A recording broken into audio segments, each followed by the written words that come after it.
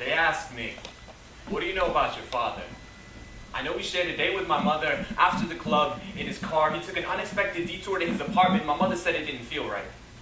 I know his cheap brakes screeched the sounds of Armageddon while his rusted exhaust sputtered the reasons we were taught to run away if we were ever approached by a man in a van as children. I know that because of my father, when my mother looks at the wrinkles in my forehead, she is reminded of the storyline she is forced to live through. I know when she looks at my face, she can only think of hers being shoved into a bed like the hand of God was gripping the back of her skull, trying to show her freedom could be found if she could break through to the other side of the pillow, while bed sheets served as a graveyard for her faith in humanity. The innocence in her tears would burn stains the shape of justice into the deformed face of circumstance. My father made my mother's womb his crime scene, and I'm the fingerprints he left behind.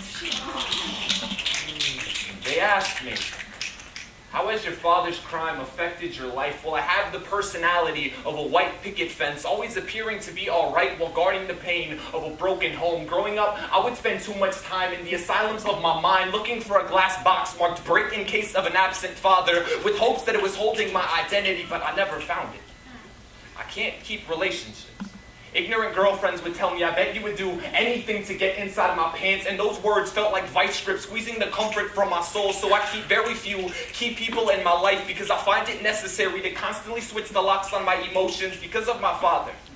Every breath I take is like an oil spill since my heartbeat pumps his disgust through my veins. Psychiatrists would tell me, you slit your wrists because you're depressed, but I was just trying to flush all the him out of me.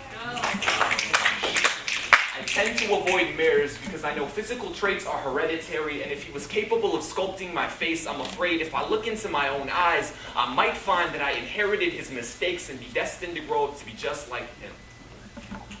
And in that courtroom hearing, that lawyer still had the nerve to ask me if I thought my father deserved to be released on parole. Yeah!